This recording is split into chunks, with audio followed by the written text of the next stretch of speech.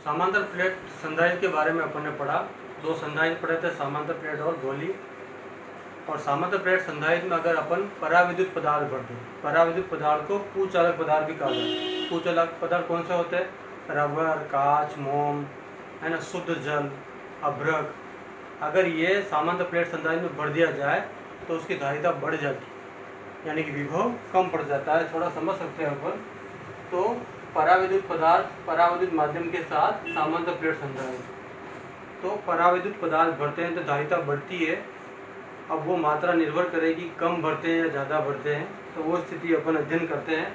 सबसे पहले पराविद्युत पदार्थ को अपन कुचालक पदार्थ भी कहते हैं। तो शुरू से पढ़ते हुए आ रहे हैं अपन।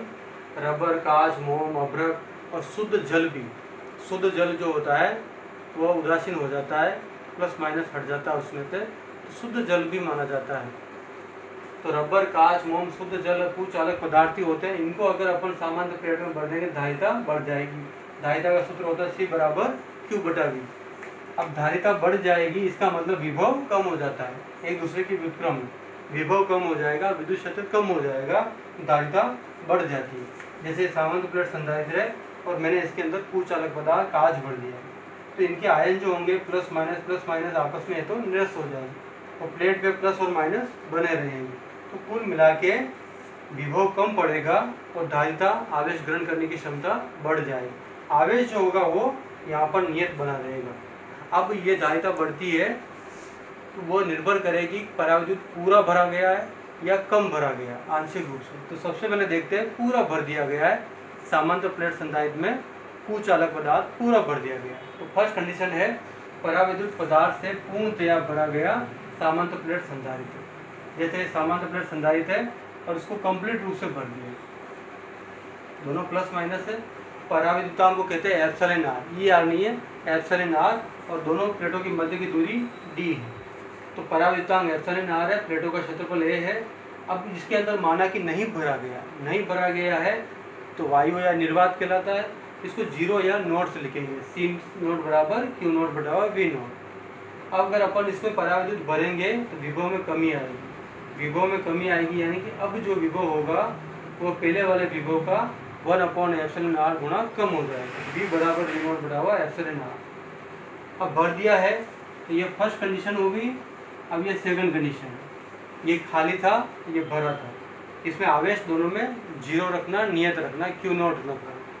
तो अब होगा ये कई सूत्र है, सिर्फ नोट हटाना, ये नियत रखना, दोनों आवेश नियत रहेगा। तो अब विभव कम होगा पहले वाले से 1/εr गुणा C बराबर Q नोट बटा V नोट। ये खाली था तब, ये भरा तब। तो V का मान जो आ रहा है ये यहाँ रख दो, तो C बराबर आएगा Q नोट, V का मान ये रखेंगे यहाँ पर, क्या आएगा V नोट बटावा एप्सिलॉन आर। ये भिन्न बटावा आई तो पलट जाएगी, तो C बराबर आएगा Q नोट बटावा V नोट, और ये पलट के ऊपर जाएगा। ये सूत्र जो है इससे मैच कर रहा है तो C नोट भी लिख सकते हैं। तो C बराबर C नोट एप्सिलॉन आर, यानी कि पराविद्युत भरने पर जो धारिता होगी वह पहले वाली धारिता की एप्सिलॉन आर गुणा बढ़ जाती है। कुल मिला के धारिता जो है पराविद्युत भरते हैं तो बढ़ती है। अगर पूरा भरा गया है तो कंप्लीट रूप से बढ़ेगी। और C नोट का मान समांतर पढ़ पढ़ सकते हैं अपन, चाहे तो लिख सकते हैं। C बराबर क्या होगा, एप्सिलॉन नोट A बटा dV होता है। तो कुल मिला के अगर पूर्णतया भर दिया गया है तो धारिता बढ़ जाती है, वो भी पहले वाली खाली था तब की एप्सिलॉन गुना बढ़ जाती है। तो समांतर प्लेट संधारित्र में अगर पराविद्युत भरा जाता है, रबर, कांच, मोम वगैरह, तो धारिता बढ़ जाती है। इसका मतलब विभव और विद्युत क्षेत्र कम बढ़ जाता है।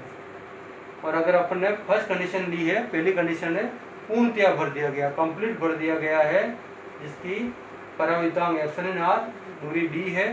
जब खाली था तब ये C नोट Q नोट बटा V नोट, विभव कम पड़ेगा इतना। अब धारिता होगी ये निर्वात की, खाली था तब, ये भरा हुआ, और V नोट का मान यहाँ रखेंगे, पलट जाएगा, और ये मान दोनों मैच कर रहे हैं तो ये सूत्र बन जाएगा C बराबर C नोट एप्सिलॉन आर।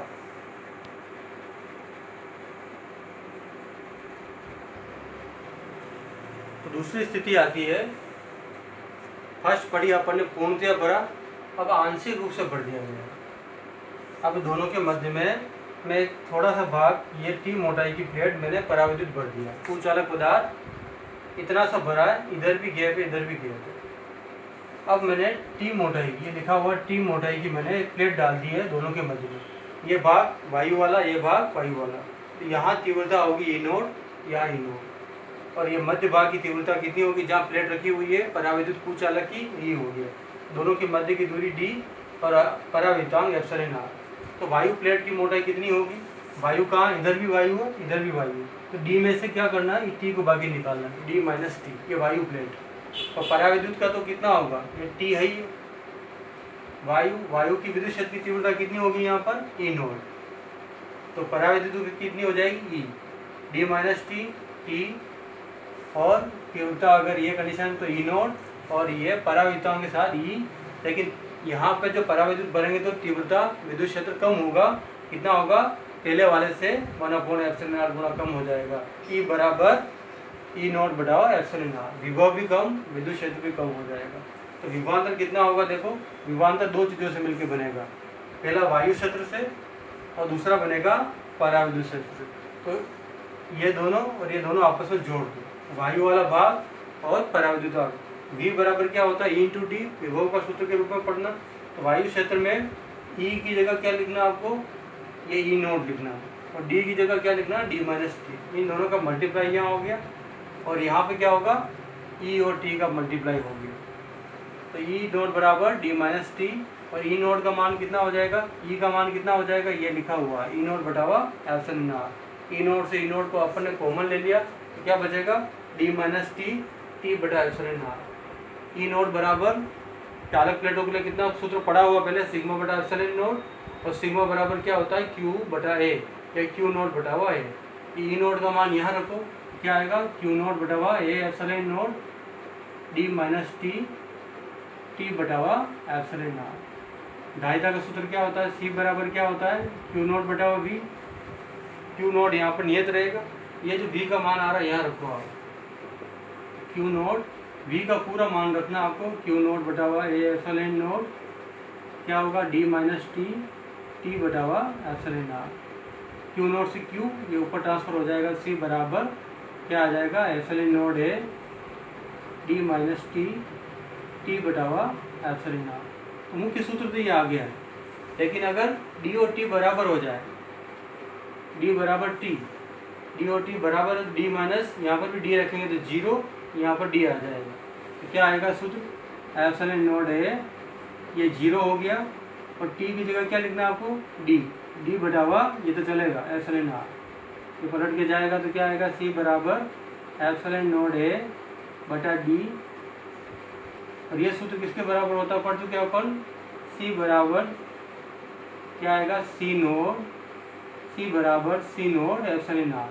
जो सूत्र पहले आया था वही लौट के वापस आता है, यानी कि पराविद्युत के भरने पर जो धारिता प्राप्त होती है वो पहले वाले धारिता की एप्सिलॉन आर गुना बढ़ जाती है। यानी कि कुचालक पदार्थ भरते हैं अपन, चाहे पूर्णतः भरे चाहे आंशिक रूप से भरे, कम भरे, धारिता बढ़ेगी ही बढ़ेगी। तो धारिता पहले वाली धारिता की एप्सिलॉन आर गुना बढ़ जाती है। तो यहाँ पर अपन ने प्लेट के रूप में भरा है, ये दोनों वायु भाग है, ये टी भाग है। वायु प्लेट की मोटाई हो जाएगी, डी में से टी को बाकी निकालना है, और प्लेट टी तो रहेगी, वायु होगा तो ई नोट, और पराविद्युत होगा तो ई कम होगा, वो बताया आपने। तो वायु विभवांतर जो बनेगा वह वायु क्षेत्र और दोनों मिलके बनेगा, वायु क्षेत्र प्लस पराविद्युत भरने पर।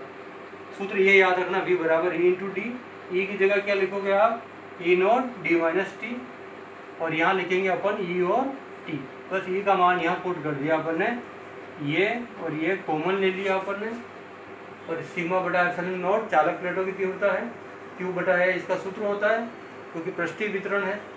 ये सूत्र यहाँ रख दिया अपन ने, मान वी प्राप्त हो गया, वी आपने धारिता के मान में रख दिया पराविद्युत के रूप में, ये पूरा मान क्यू से क्यू कटा, ये ऊपर आ गया, मेन सूत्र आ गया है, डी बराबर टी होगा, तो ये पलट के जाएगा।